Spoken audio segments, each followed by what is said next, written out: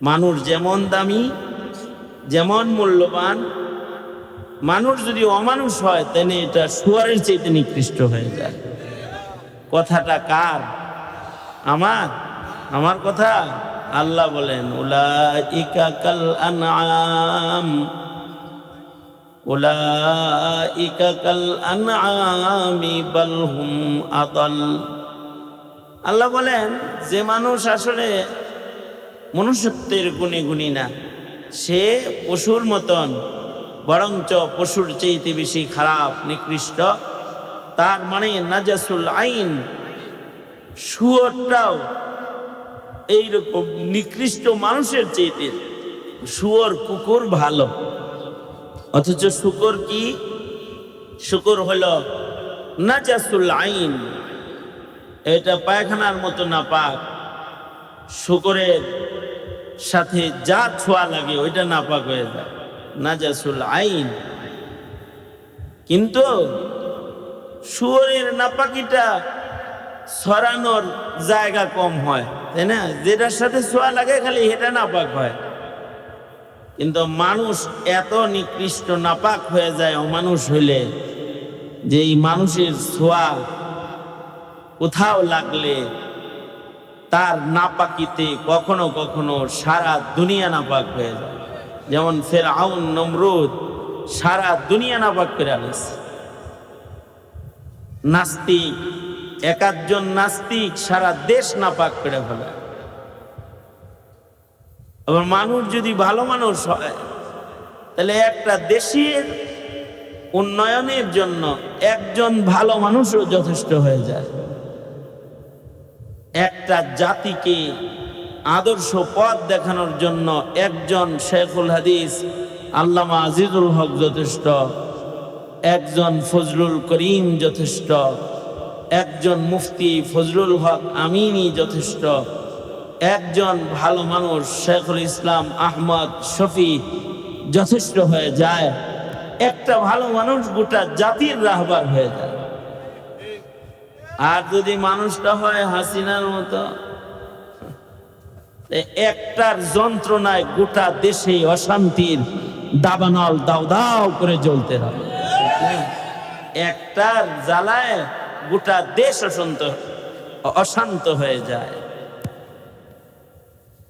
এ কারণে মানুষ তো শ্রেষ্ঠ সম্পদ। এ কারণে মানুষ, মানব সম্পদ সংরক্ষণ, রক্ষণাবেক্ষণ, এইটা উত্তম আমল, উত্তম কাজ। এই কাজটা করার জন্যই আল্লাহ তাআলা যুগে যুগে লক্ষাধিক নবী রাসূল প্রেরণ করেছেন। নবীদের কাজ ছিল হলো মানব সম্পদের উন্নয়ন ঘটানো, মানুষকে মানুষ বানানো, মনুষ্যত্বহীন মানুষগুলাকে মনুষ্যত্ব ফিরায় দেওয়া, আদবহীন মানুষদেরকে আদব শিখায় দেওয়া, বেআমল মানুষদেরকে আমল শিখায় দেওয়া, বেঈমান মানুষদেরকে ঈমানের আলোর সন্ধান দেয়া, এগুলোকে মানুষ হিসেবে গড়ে তোলা, এটা নবী রাসূলদের কাজ ছিল। মুসলিম দেশে মানব সম্পদের উন্নয়ন, আমাদের সরকার যারা আসে এরা আমাদের কাছে নির্বাচনী ইশতেহার যেটা লয়ে আসে আমাদের কাছে, সেটা হলো দেশের উন্নয়ন, রাস্তার উন্নয়ন, বিদ্যুতের উন্নয়ন, বিজ্ঞানের উন্নয়ন, এইগুলার ইশতেহার নিয়ে আমাদের ভেতরে কাজ করে। এরা মানব সম্পদের উন্নয়ন এই ওয়াদা করে না জাতির কাছে। ব্রিজ করে দিবে, রাস্তা করে দিবে। আমি যদি এমপি হই, এ মাথা থেকে এ মাথা পাকা পিচ ডালা, আমি যদি এরকম হই তাহলে এই নদীর উপরে ব্রিজ হবে, ফেরি উড়ায় দেব। এইগুলা করে হইল নির্বাচনী ইশতেহার, দেশের উন্নয়ন করে, কিন্তু মানুষের উন্নয়ন করতে ওয়াদায় আবদ্ধ হয় না। হাফিজ হুজুর রহমতুল্লাহি আলাইহি বটগাছ মার্কায় ইলেকশন করেছিলেন, মুরব্বীরা জানে। হাফিজ হুজুরের নির্বাচনী ইশতেহারে ছিল যে আমি মানব গঠনে প্রত্যেকটা গ্রামে একটা একটা করে নুরানি মক্তব কায়েম করব। যদি আমি প্রেসিডেন্ট হই তো ৬৮,০০০ গ্রামে ৬৮,০০০ মাদ্রাসা করে দেব। আল্লাহু আকবার। তার মানে ৬৮,০০০ গ্রামে ইমানের বাতি জ্বালায়া দিব, আমলের গাছ লাগাইয়া দিব, মানুষকে মানুষ হওয়ার আদর্শ শিখানোর ফ্যাক্টরি বানাইয়া দিব। সন্তানগুলা ভিতরে ঢুকবো আর ওরা আদর্শ মানুষ হয়ে বের হয়ে যাবে। এটা করে দেব। এটা ছিল নির্বাচনী ইশতেহার। এখন নির্বাচন করে টুরে যারা দেশে মন্ত্রী মিনিস্টার হয়, দেশের প্রধানমন্ত্রী প্রেসিডেন্ট হয় যারা, তারা মানব সম্পদকে ধ্বংসকারী হয়ে যায়। যেমন পিছনে ২০ বছর ধরে হাসিনা আমার দেশের মানব সম্পদকে ক্ষতিগ্রস্ত করেছে।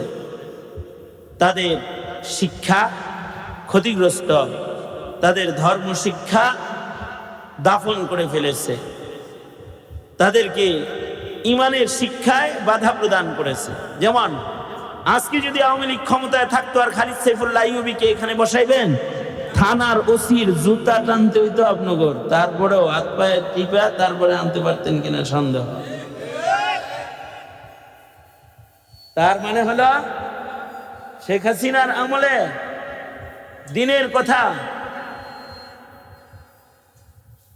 দিনের কথা জাতি শোনক এটাও বাধা ছিল। চোরের লিস্টি ছিল না থানায়, মৌলবীদের লিস্টি ছিল। চোরকে এত অত্যাচার রিমান্ডে করা হয় নাই, আলেমরে যত অত্যাচার করেছে জেলখানার ভেতরে। আমি তো ১ বছর, খুনিরাও জেলখানায় হাঁটতে ঘুরতে পারছে, কিন্তু আমাদের এই লকআপ বন্দি করে হাতে হ্যান্ডকাপ দিয়ে আটকায় বসে, অসুস্থ রুগী বিছনায় শোয়ার থেকে উঠে দাঁড়াইতে দেয়নি। পুলিশ ৭ জন করে দাঁড়ায় থাকছে চতুর্দিকে, বসার থেকে যেন দাঁড়াইতে না পারে। আলেমদেরকে অত্যাচার করেছে, আর আলেমদেরকে প্রজন্মের কাছে নিকৃষ্ট বানানোর জন্য আলেমদের নামে বিভিন্ন আলেমদের চরিত্রের উপরে আঘাত করেছে, আলেমদের জঙ্গি গালি দিয়েছে, সন্ত্রাসী গালি দিয়েছে, মাদ্রাসাগুলোকে জঙ্গি প্রজনন কেন্দ্র বলে মাদ্রাসাকে গালি দিয়েছে। এগুলোর মূল রহস্য কোথায়? রহস্য হলো এই মানুষগুলাকে আলেম থেকে দূরে সরাও। নিতে উৎসাহ প্রদান করেছে কোথায়? বলেছে যে উৎসব পূজা সবাই যাও। এই মুসলমানের কোনো পূজা আছে নাকি? হবে মুসলিম ছেলের উৎসবে যাওয়ার, পূজায় যাওয়ার দরকার আছে? মুসলমানরা আল্লাহ উৎসব দেয় নাই? আওয়াজ করে জোরে বলেন, দেয় নাই? তাইলে মুসলমানের উৎসবে তো হিন্দু আসে না ঈদগাহে? মুসলমানরা পূজায় যাবে কেন? এটা উৎসব নাম দিয়া, পূজারে নাম দিয়েছে উৎসব। গেটে লিখে দিত ধর্ম যার যার, উৎসব সবার। তার মানে আপনার ছেলেকে উৎসবে নিয়ে হিন্দু বানাবার চক্রান্ত করেছে, ধর্ম শিক্ষাকে ঐচ্ছিক শিক্ষায় রূপান্তরিত করেছে। ধর্ম শিক্ষাটা ঐচ্ছিক শিক্ষা হয়ে গেছে। এটা পাশ করলেও লাভ নাই, ফেল করলেও লস নাই। এটার নাম হলো ধর্মশিক্ষা। স্কুলে ধর্মশিক্ষার অবস্থান কি? ঐচ্ছিক।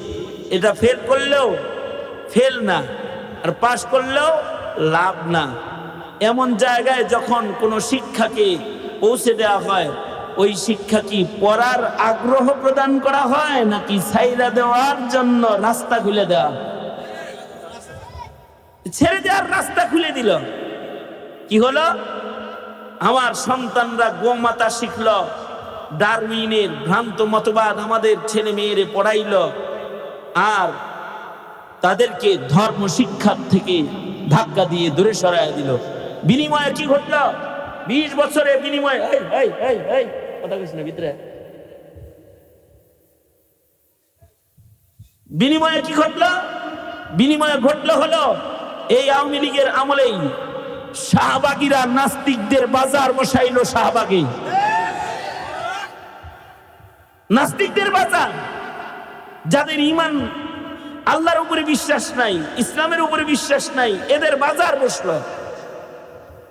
এই বাজার মুসলমানের জমিনে নাস্তিকদের বাজার বসাটা, আসাদ নূর গ্রুপের বাজার বসা, ইমরানী সরকারের মতো নাস্তিকের বাজার বসা, এইটার মোকাবেলায় শাপলা চত্বরে ডাক দিয়েছিলেন শাইখুল ইসলাম আল্লামা আহমদ শফী। ভালো মানুষদেরকে খতমে নবুয়ত রক্ষা এবং শিক্ষা সিলেবাস রক্ষা, মুসলমানের মুসলমানিত্ব রক্ষার 13 দফার এক দাবিতে শাইখুল ইসলাম ডাক দিয়েছিলেন হাফেজ আলেমদেরকে শাপলা চত্বরে, শাহবাগীদেরকে হৃষ্টপুষ্ট বানায় খাওয়াইল, আর বাতি নিভায়া শাপলা চত্বরে আলেমদেরকে গুলি করে করে হত্যা করলো, শহীদ করলো।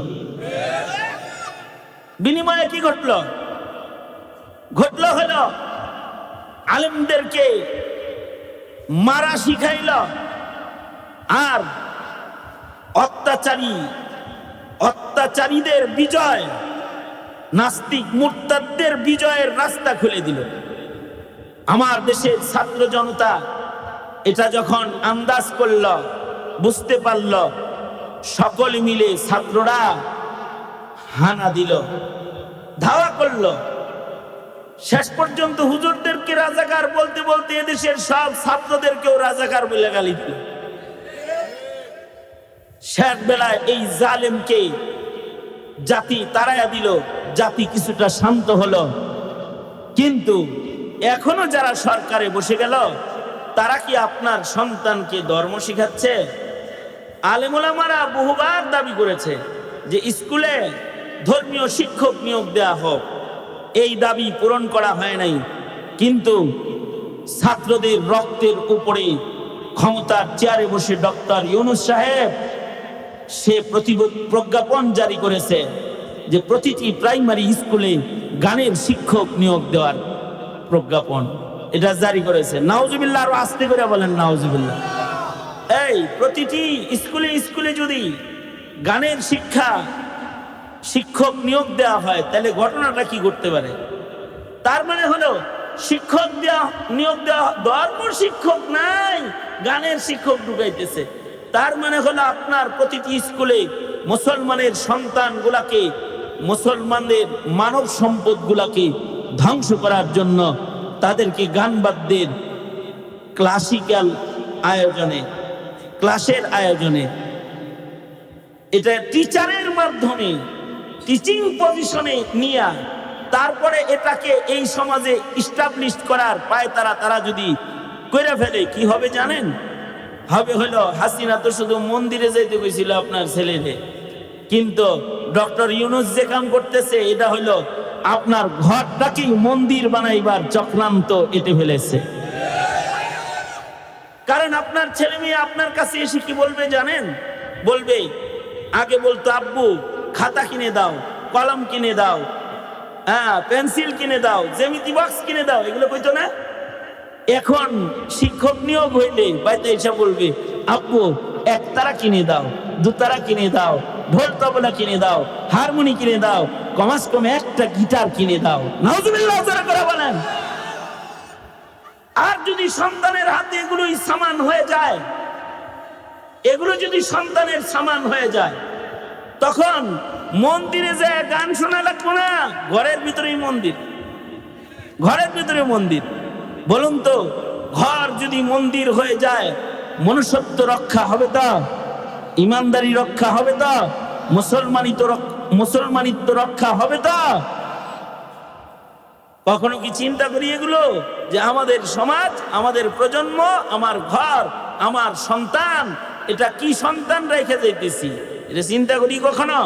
আমি আপনি তো কবর পথের যাত্রী, কিন্তু প্রজন্ম যাদেরকে রেখে গেলাম তারা কি নেককার নাকি বদকার, এটা চিন্তা করলাম না। অথচ মানব সম্পদ আল্লাহর কাছে, মানুষের ঘরে মানুষ হইল সবচেয়ে বড় সম্পদ আল্লাহর পক্ষ থেকে যেটা পায়। একটা মা বাপের কাছে তার সন্তানের চাইতে দামি আর কিছু নাই। বুঝে থাকলে বলেন তো, মা বাবার কাছে টাকার দাম বেশি না ছেলে মেয়ের দাম বেশি? স্বর্ণের দাম বেশি না ছেলে মেয়ের দাম বেশি? ডুপ্লেক্স বাড়ির মূল্য বেশি নাকি সন্তানের মূল্য বেশি? সন্তান বাঁচাইতে বাড়িঘর বাবা মা ছেড়ে দেয় না, সন্তান বাঁচাইতে গাড়ি ছেড়ে দেয় না, সন্তান বাঁচাইতে স্বর্ণ অলংকার টাকা করিকে মা বাবারা কোরবানি দেয় না। তার মানে পিতা মাতার কাছে দামি ধন হইল তার ঘরে সন্তান। এই সন্তানগুলা যদি ভালো সন্তান না হয়, তাইলে এই মা বাবার সবচেয়ে বড় দুঃখই হবে এটা, এর চেয়ে বড় কোনো দুঃখ নাই। আর যদি কোনো বাবার ঘরে একটা মানুষের মতো মানুষ সন্তান এসে যায়, তাইলে ওই বাবার চাইতে সুখী মানুষ এই পৃথিবীতে আর একটা ভালো সন্তান লাগবে। ভালো সন্তান, এই ভালো সন্তান কে দান করবে? ভালো সন্তান তো আল্লাহর কাছ থেকে চাইতে বলেছেন আল্লাহ তাআলা। কারণ বলুন তো, সন্তান দাতাকে, ছেলে দেয় কে, মেয়ে দেয় কে? মাজার, দরগা, খাজার দরবার সন্তান মিলে, ছেলে মেয়ে মিলে তো কে দেয়? জোরে আওয়াজ করে বলেন।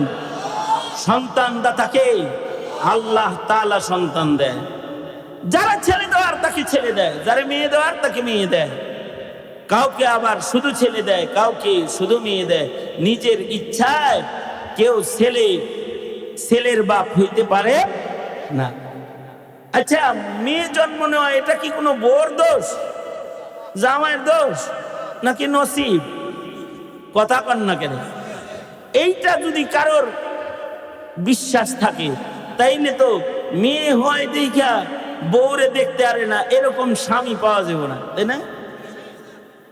মেয়ে হয় দেখা দেখতে পারে না নিজের বিবিরে, আছে না?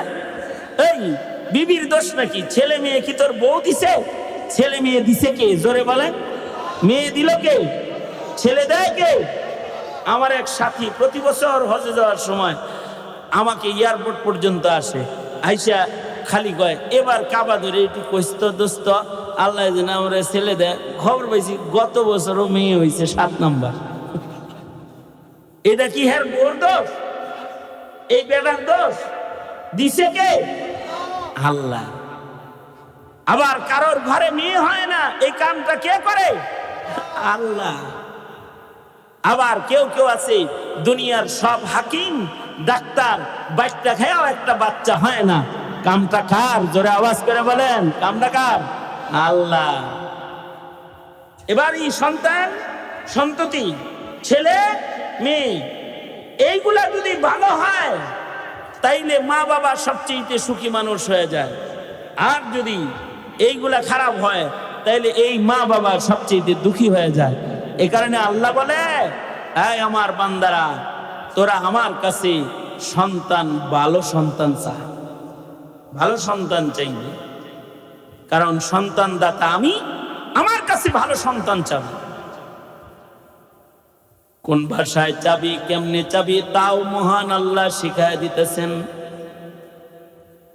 আল্লাহ বলেন, আমার কাছে তোমরা এভাবে চাইবা, বলবা রব্বানা হাবলানা মিন আজওয়াজিনা ওয়া যুররিয়াতিনা কুররাতা আ'য়ুন ওয়াজআলনা লিল মুত্তাকিনা ইমামা।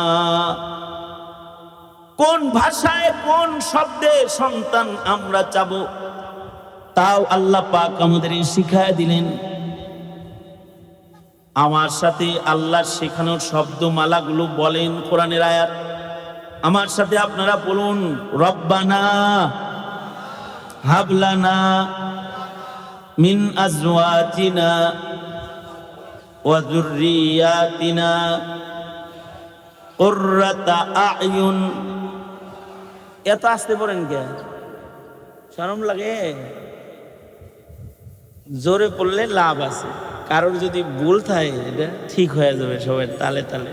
দেখেন না, মক্তবে গেলে পরে আমরা, আওয়াজ বাড়া, মক্তবে গেলে পরে আমরা বাচ্চাদেরকে জোরে পড়াই, একসাথে পড়াই। তার মানে কি, একসাথে সবাই মিলে যখন পড়ে, তখন গলত থাকলে গলতগুলো সহি হয়ে যায়, মাখরাজগুলো জায়গার থেকে বাইর হয়ে যায়।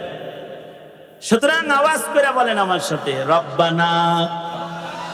এই এখন যে একটু সুন্দর শোনা গেল, আগে করলে তো আর এত এই 2 মিনিটও নষ্ট হইতো না। জোরে করে বলেন রব্বানা হাবলানা মিন আজওয়াজিনা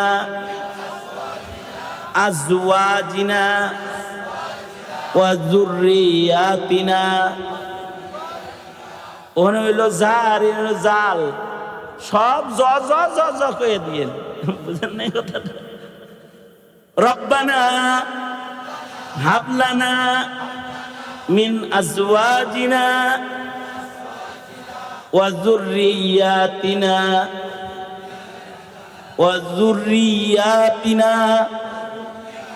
কুররাতা আ'য়ুন ওয়াজআলনা লিল মুত্তাকিনা ইমামা। তার মানে হলো বান্দা বলবে, ওগো আল্লাহ, আপনি আমার বিবি, আমার সন্তানদের ভেতরে, আমার যুররিয়াত থেকে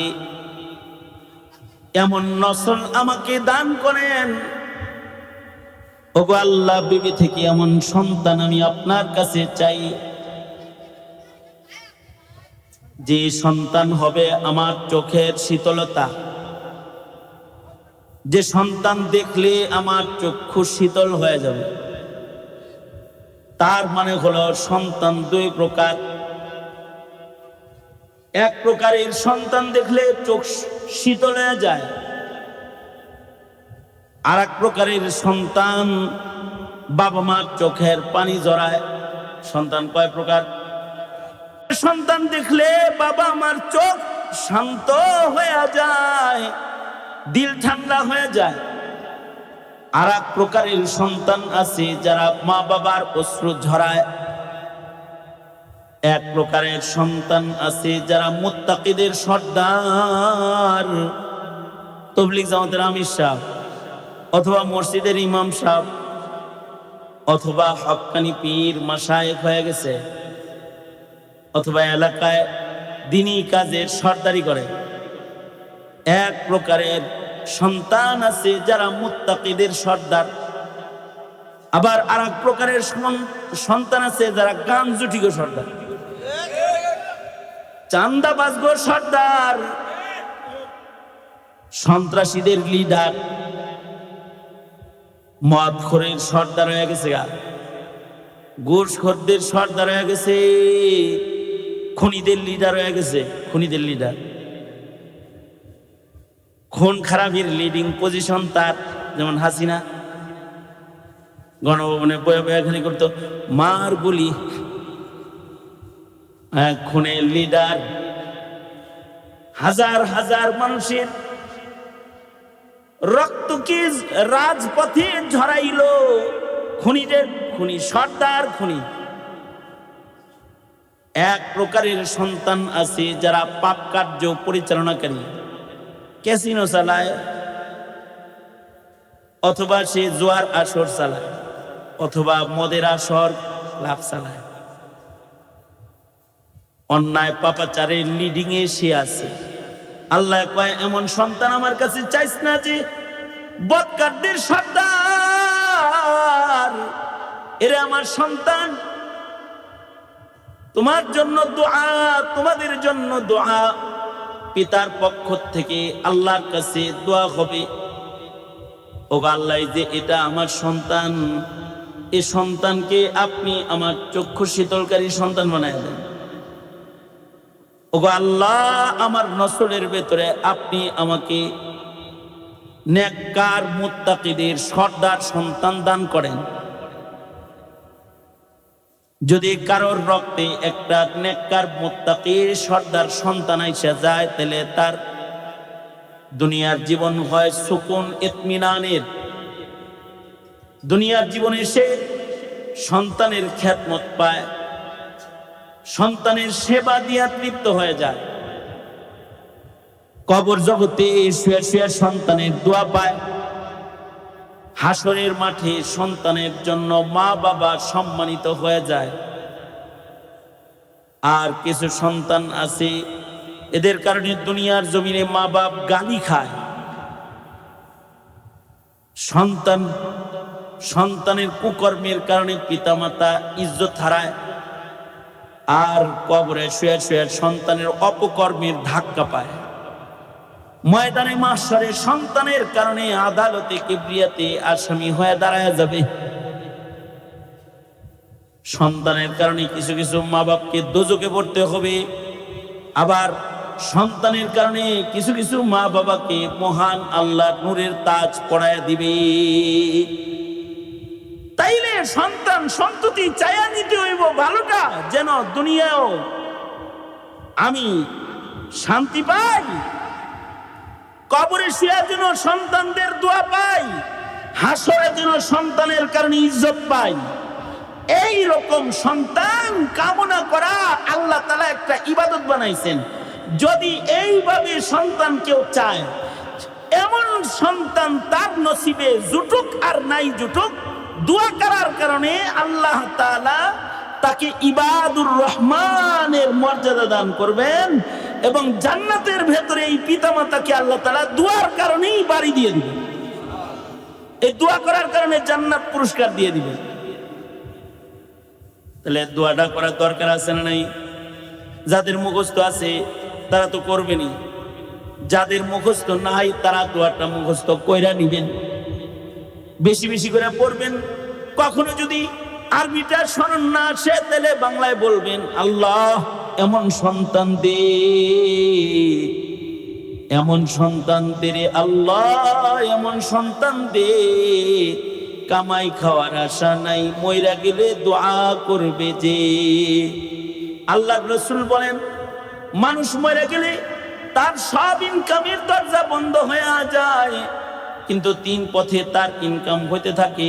একটা পথ হলো যদি সে সাদকায়ে জারিয়া করে যায়, মসজিদ বানায় গেছে, মাদ্রাসা বানায় গেছে, রাস্তা বানায় গেছে, ব্রিজ বানায় গেছে, কালভার্ট বানায় গেছে, মানুষের উপকার হয় এমন কাজ দুনিয়াতে করে গেছে, কবরে শুয়ে শুয়ে নেক কাজের ফায়দা পায়।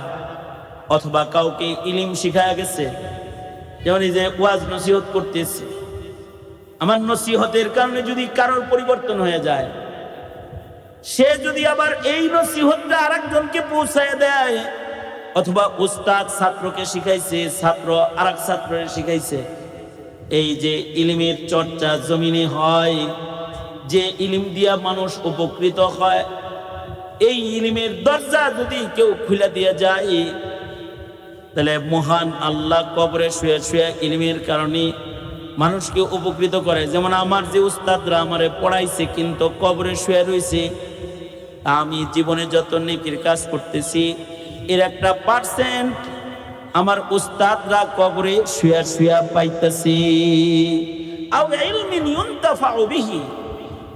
অথবা কেউ যদি একটা নেক সন্তান রেখে যায়, যে সন্তান নামাজি, যে সন্তান যাকাত দেয়, যে সন্তান সাদকা খায়রাতকারী, যে সন্তান পর উপকারী, যে সন্তানটা আখলাকি, যে সন্তানটা ভালো কাজের নেতৃত্ব প্রদানকারী, এই সন্তানটা ইবাদতের ফাঁকে ফাঁকে যখনই হাত তুলে তখন মা বাবার জন্য দোয়া করে, মা বাবার জন্য কয়, আল্লাহ তুমি আমার মা বাবারে মাফ করে দাও। এই সন্তানগুলা হলো পিতামাতার জন্য রহমত।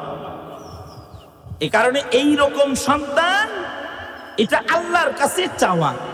তবে খালি চাইলেই হয় না, যদি না সন্তানকে মেহনত করে প্রস্তুত না করা হয়, তো পিতার মেহনতের অভাবে কখনো কখনো প্রজন্ম সন্তান নষ্ট হয়ে যায়।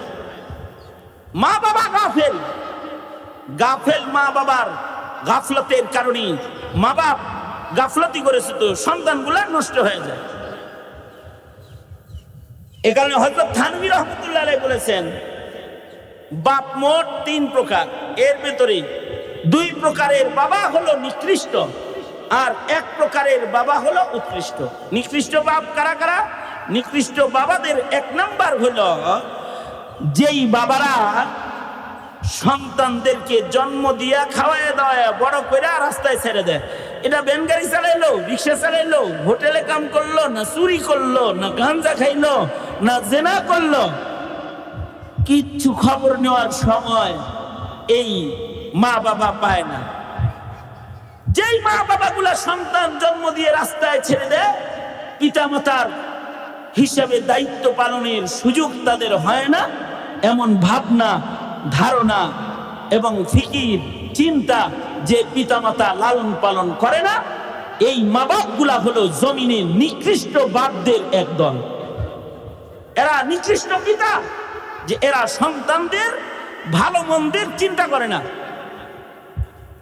হযরত থানভী রহমতুল্লাহ আলাইহি বলেছেন, আর এক প্রকারের সন্তান আছে, পিতা আছে, যারা আরেকটু দূরে থেকে দেয়, যারা এই সন্তানদেরকে আদর করে বেশি, কিন্তু আসল আদরটা করে না। সন্তানকে ভালো খাওয়ানো অথবা ভালো পড়ানো। তো এই আর এক প্রকারের সন্তান হলো, বাপ হলো সন্তানদেরকে শিখায় কিন্তু আদর করে, কিন্তু আসল জিনিস দেয় না। তার মানে হলো স্বর্ণের প্লেটে খাওয়ায়, স্বর্ণের গ্লাসে পানি খাওয়ায়, ভালো বাড়ি, ভালো গাড়ি, ভালো মোবাইল, ভালো ল্যাপটপ সব দেয়, কিন্তু ইমান দেয় না, ইসলাম দেয় না, দিন দেয় না। এদের ঘর থেকে সন্তানগুলা নাস্তিক মুরতাদ হয়ে বের হয়ে যায়। বুঝেন না এই কথাটা?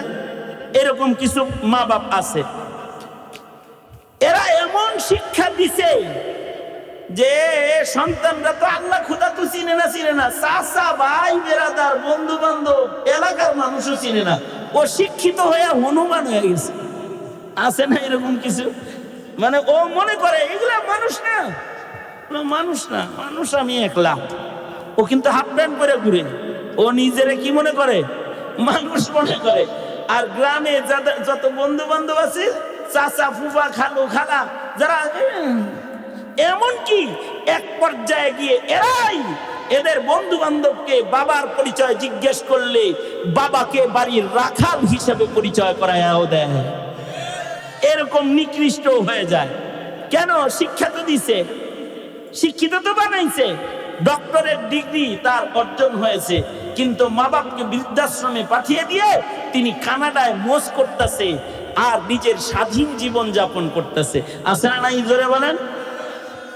এই যে বাপগুলা, এরা সন্তানকে কোটি কোটি টাকা খরচ করে শিক্ষিত বানাইছে, কিন্তু মানুষ বানায় নাই। যদি শিক্ষিত বানায়, মানুষ না বানায়, তাইলে এগুলোই হয় শিক্ষিত অমানুষ, শিক্ষিত চোর, শিক্ষিত ডাকাত, শিক্ষিত খুনি, শিক্ষিত স্মাগলার, শিক্ষিত জালেম, শিক্ষিত শয়তানের খাতায় এগুলার নাম চলে যায়। এগুলা শিক্ষিত খুনি হয়। আপনারা বলুন তো, সমাজে মূর্খ খুনি বেশি ভয়ঙ্কর না শিক্ষিত খুনি বেশি ভয়ঙ্কর? সমাজে মূর্খ চোরেরা বেশি ভয়ঙ্কর না শিক্ষিত চোরেরা বেশি ভয়ঙ্কর? মূর্খ ডাকাত বেশি ভয়ঙ্কর না শিক্ষিত ডাকাত ভয়ঙ্কর? শিক্ষিত হয়ে যদি কেউ কসাই হয়ে যায়, তখন মানুষের শরীর কাটাকে নিজের বাণিজ্য বানায় আলায়। আমাদের মানে দেশে এমন কিছু ডাক্তার আছে, যে ডাক্তারগুলো যাওয়ার সাথে সাথে কইব অপারেশন টেস্ট লাগবে অনেকগুলা। আছে না এরকম? এরা তো শিক্ষিত, জান না বুঝছে আপনাকে কেটে দিবে, সিজার করে ফেলবে। নর্মাল ডেলিভারি করার কোনো চেষ্টাই করেনি, পেট কেটে ফেলাইছে। আর আরেকজন আছে, আপনার মেয়েটাকে কম খরচে সুন্দর কায়দায় তাকে আপনার বাড়ি পাঠিয়ে দেওয়ার ইন্তজাম করছে। তার জীবনে সে যেন সচল নয়, অচল না হয়ে যায়। এরকম ডাক্তার খুঁজে মুজে পাওয়া যায় না? যায়, যায়, আছে। যে তারা পরোপকারী, তারা শিক্ষিত অমানুষ না। আবার শিক্ষিত অমানুষও জায়গায় জায়গায় বসে থাকে, তার মানে শিক্ষা অর্জন করলেও মানবিক গুণটাও অর্জন করে না, মানবিক গুণটাও শিক্ষা গ্রহণ করে না। এই মানবিকতা অথবা আদর্শ মানুষ অথবা ইমানদার ইবাদত গুজার বান্দা, এইটা বানাইবার জন্য গোটা বাংলাদেশে প্রকল্প মাত্র একটা খোলা আছে, মাদারিসে কওমিয়া, যেটা আপনার সন্তানকে তাওহীদ শিখাবে, আপনার সন্তানকে রিসালাত শিখাবে, আপনার সন্তানকে আদর্শ শিখাবে, পাক না পাক শিখাবে, জায়েজ না জায়েজ শিখাবে। আপনি যদি আলেম নাও বানান, কমাস কম যদি 3টা বছর এই মাদ্রাসাগুলোতে নিজের সন্তানগুলোকে একটু ঘুরায় নেন, কমাস কম এইটা আল্লাহ রসুল রে গালি দিবে না। এটা রসুল চিনবে, আল্লাহ চিনবে, কোরআনের মর্যাদা বুঝবে, হালাল হারাম বুঝবে, জায়েজ না জায়েজ বুঝবে। সুতরাং এই মাদ্রাসাগুলো নারীদের মাদ্রাসা অথবা বালকদের মাদ্রাসা যেটাই আছে, এগুলো হলো সন্ত্রাস প্রজনন কেন্দ্র না, মানব সংরক্ষণ কেন্দ্র। হযরত থানভী বলেছেন এগুলো হলো হিফাজতে আওলাদ মুসলিমিন, মুসলমানের আওলাদ হিফাজত করার জায়গা। মুসলিম পিতারা যদি নিজের ঘরে মাদ্রাসা কায়েম করতে না পারে, তাদের জিম্মাদারি এলাকার মাদ্রাসাগুলোতে নিজের সন্তানদেরকে পড়াইবার সুযোগ করে দেওয়া। সুতরাং নিজের দেশের নারীদেরকে এই মাদ্রাসাগুলোতে পড়ার সুযোগ করে দিতে এই মাদ্রাসায় আয়েশা সিদ্দিকা একটা অনন্য কেন্দ্র, যে কেন্দ্রে এসে আপনার মেয়েটা হালাল হারাম জায়েজ না জায়েজ ঈমান ইসলামের আলো পাবে। সুতরাং এটার দরকার আছে না নাই? জোরে আওয়াজ করে বলেন দরকার আছে না নাই? তো তারা যে এই মাদ্রাসা চালাইতেছে, আপনারা মাদ্রাসাওয়ালাদের সাথে থাকবেন তো ইনশাআল্লাহ।